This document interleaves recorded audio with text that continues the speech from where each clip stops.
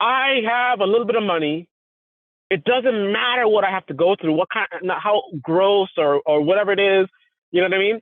In fact, I should be out on the street, right? It's like, so you're poor, great. Let's help you out. Let's help you out. We got a community, whatever, right? And then you work your way out of poverty. Oh, you're even now. You know, you got money. You're a part of the elite. Wait a minute. I was just poor with you the other day. Like, what happened?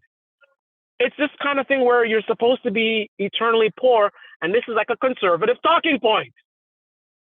Like, you see, this is how we have, like, how the right wing is able to progress because of garbage like this that the left is doing, right? Because you come as a conservative and you say, oh, the left, they just want you to be poor and blah blah blah blah blah.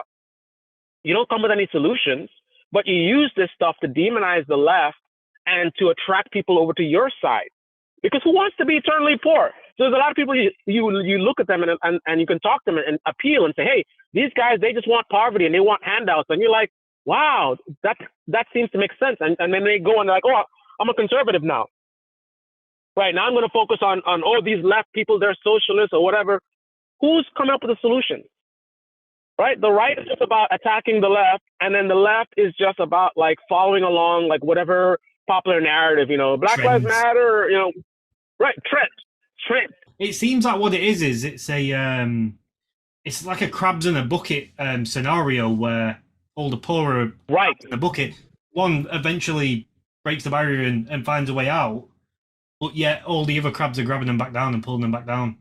They're saying, come on, go get out. And then as soon as you find a way out, they're all trying to find a way out. As soon as someone finds a way out, they're all saying, no, not you. It should have been me, sort of thing. And then trying to pull. That's. I'm not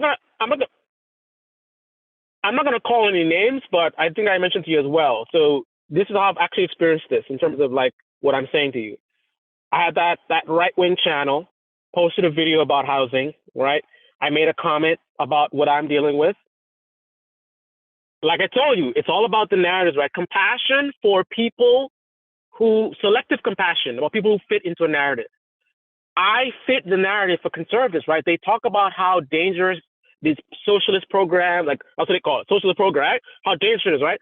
So the idea of me as a person who pulled myself up on my bootstraps and worked hard and bought a nice house and now these government programs are on my, like, so much compassion, like their audience was just like, oh, that's messed up or whatever. Now, mind you, the guy's channel, like, I definitely have a lot of problems with a lot of stuff that he says on there. I may have made like one or two videos like calling him out on something, but I haven't focused on his channel. But in general, like our politics are completely opposite, right? But regardless, his audience was very, very compassionate, right? And 440 people liked the comment saying that basically they were all saying that they wanted me to be on the channel. So here's a guy, right? You're on YouTube, and 140 people. This is one of the most liked comments on the video, right? One of the most liked comments on the video is your audience saying, bring this guy on. We want to hear about his story. No response. I DM'd the channel owner multiple times, no response, right? Now, left wing, same thing. There is someone in the left wing, smaller channel, that I've actually had communications with. So we've had dialogue before. We've communicated, right? I mentioned to them what's going on. I even sent them a picture to show, look, this is how I'm living. And I'm like, this would be great content for you, right? No response. No response, right? What is profitable is for, if I were a poor person who was dealing with this right now, like, oh, my job and they don't pay me enough money and I'm working 15 hours and now I can't pay the rent, so I have to go move into my van and I'm using a bucket. Oh, when are you available? When are you available, right? It's about pulling all the right heartstrings at the right time. Because it is, like we said earlier, just before, it's about trends as well. If that's not trendy at this moment in time, this housing crisis or eviction crisis, it's not being talked about anywhere. So therefore, it's actually not sexy because it's not being put anywhere. So it's not a trend. So no one's actually going to pick it up until this it depends on who it's going to play benefit to. But until something happens within this crisis where it'll pay benefit to a different group of people or a different tribe, that might trigger it to then become sexy. And then, believe it or not, you'll probably get multiple phone calls saying, "Come on our show." You'll probably get enough phone calls where you'll be turning them down.